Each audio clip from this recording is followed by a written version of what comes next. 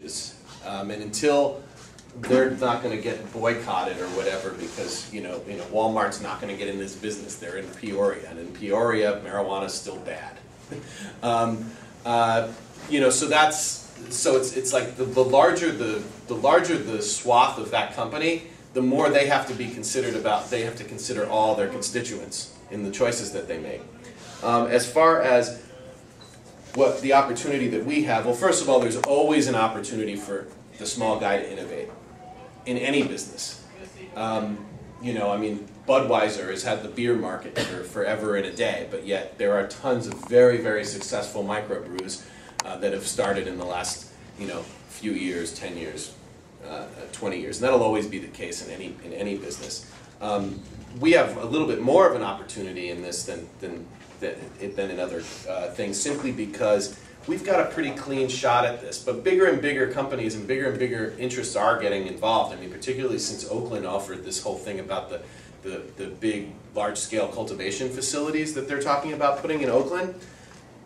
I have to say, I'm surprised with some of the size companies and some of the size business people who've thrown their hat in on this ring or talked about throwing their hat in.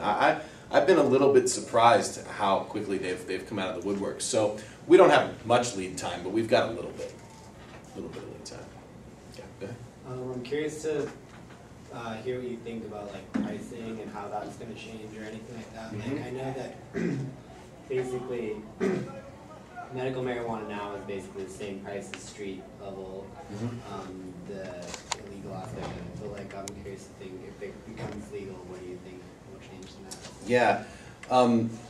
The pricing issue is interesting. I mean, nobody really knows. I mean, my answer to this question is educated, but I mean, if I knew the answer, who knows what it's going to be. I mean, the estimates are all over the place.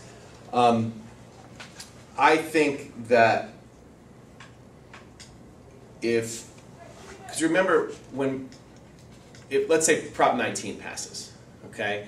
You still have a pretty tight market. You still have a pretty restrained market, right? Because it's the only state, right? And you've only got a couple cities that allow it. And it's going to be highly regulated and highly taxed. So that means that I don't think the price is going to drop much. In a full legalization, national legalization standpoint, yes, then the price drops, but by then there'll be so many layers of tax and everything else that it'll be cheaper, but I don't think it'll ever drop below half what it is now when you consider the taxes and everything else. I mean, with alcohol and tobacco, I believe with alcohol, 40% of the price you pay is taxes in one shape or form, and with tobacco it's about 60% of what you pay goes to various forms of taxes. And there's not that many people making their own alcohol because the tax is too expensive. I mean, there are people doing that, but it's not that big. And there's not that many people growing their own tobacco because it's too expensive. So there's a certain point at which the taxes get too high, and that causes people to go back to the black market. Now, what is that point for cannabis? We don't know, but we can guarantee the politicians are going to try and figure out exactly where that point is. That's one thing we can almost guarantee is going to happen, is that they're going to push the taxes to the point at which there starts to be a break point where you're chasing people to the underground market, and then they'll pull it back, and it'll likely sustain. That being said, I think cannabis is different than these other substances. I think you'll always have a cottage, small-time sort of growing world. This is a fun plant to grow. People love there's a whole culture around it. I don't think that's going to change. But I also don't believe that most people are going to get their cannabis from people growing, cultivar kind of, heirloom strains in their basement. I don't think it's where most people are going to get it. Oh wait, Anthony, you've had yours from. So, what do you think about industry around various things like testing and quality control? Now it's interesting I mean, I like seeing how the dispensaries are starting to get, the amounts of THC and, CBN and whatever these Yep. compounds are, and that they're CBD, and that they're testing these things. And you think that that will become more and more important, and the quality control on the growing end, like independent people to, to sort of certify or quality controlled artist brands, and I was wondering what you think. Yeah, there's a rush on right now. There's a rush on right now to establish a standard, and there's all these various testing people that are coming out that are, and Harborside pioneered this with testing, the first place to test for THC and CBD, and test for mold and pesticides and this sort of stuff. This is the great promise of legalization. And one of the worst parts about prohibition is that people don't know what they're getting. People don't know where it was grown, they don't know if it's safe, they don't know what percentage THC it is, etc. This is one of the big benefits of legalization. I believe one of the areas in which we can really gain the public's trust on it, because no matter whether you think cannabis is good or bad, I think we can all agree that it's good for consumers to know what they're getting, and this is a real opportunity for us from a public relations standpoint to really earn that trust from the public. And there's a bunch of people that are working on that. I believe that legislation is going to start mandating, and we're already starting to see this, is going to start mandating that in order to sell cannabis in my town or my state, it's going to have to be tested, and it's going to have some sort of defendable system for doing that. Whether a standard arises, that's a sort of a national standard, and how that's going to happen, I don't know. There's a number of different efforts out there to establish that. And it's interesting to see how that is going to that's going to play out. But I think there's some real, and then the next level, of course, is being able to create genetic imprints for the various strains. Because right now it's all done by the eye, right? People who are experts in cannabis can look at it and say this is Granddaddy Purple or this is Sour Diesel, and they can, and they do it based on, but obviously this Sour Diesel and this Sour Diesel, while it may be the same strain, it's not the same plant, it wasn't grown under the same conditions, so you get a different result from it.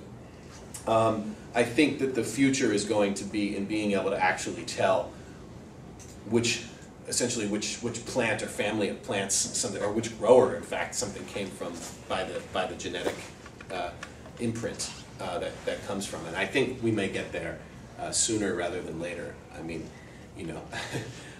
stoners and growers are quite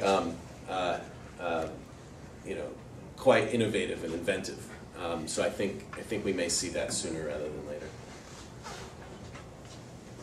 What's the range of responses that you get from people just going about your day when you tell them what your line of work is? That's a great question. It's changed a lot over the years. I'll use my mom as the best example. I think that's always a good test of things. How's your mom's response changed over the years? I remember coming home from college after it was beginning of my sophomore year, and I had written a thing for this college newspaper, why marijuana should be legal. And I came home, I was so proud, I got printed in the newspaper, and I showed my mom, and she's like, "You wrote this?" I was like, "Yeah." She's like, I'm like, "Oh, do you not agree?" She's like, "Well, it's not about not agreeing, but you wrote it, your name is on it." It's like one of these, like, oh my God, my child is like, it wasn't about the idea, it was about that I was associated with it, right? And so that continued up until fairly recently, and I was on this CNN special where I talked about my cannabis use, and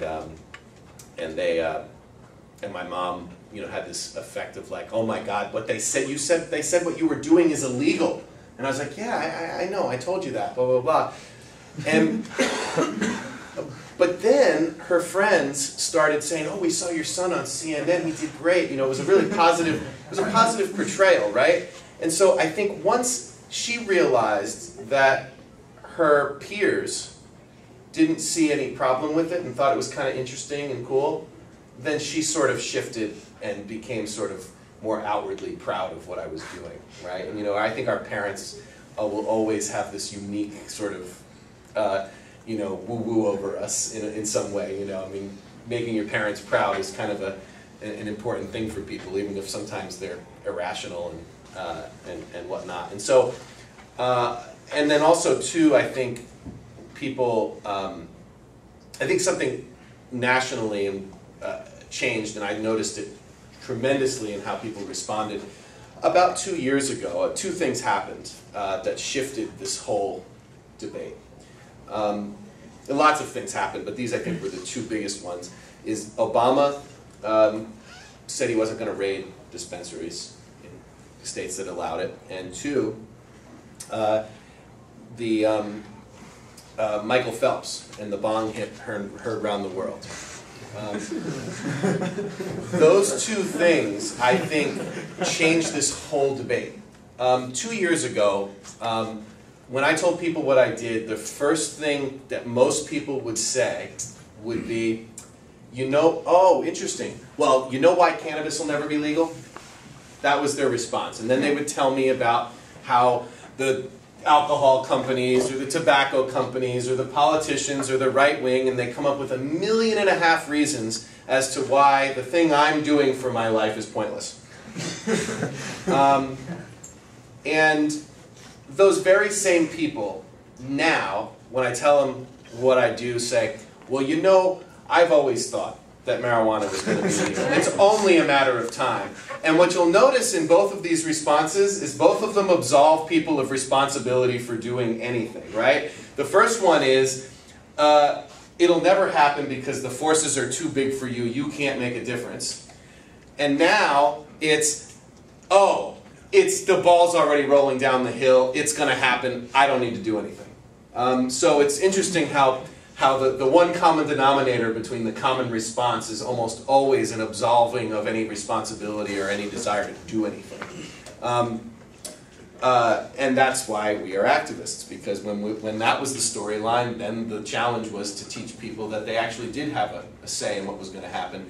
And now it's an interesting challenge because I get to say that, in fact, yes, you're right, the ball is rolling in the right direction, but it can always roll back the other way. And there are new challenges now. Now it's not about whether it's going to be legal, but when and how. And, there's lots of different forces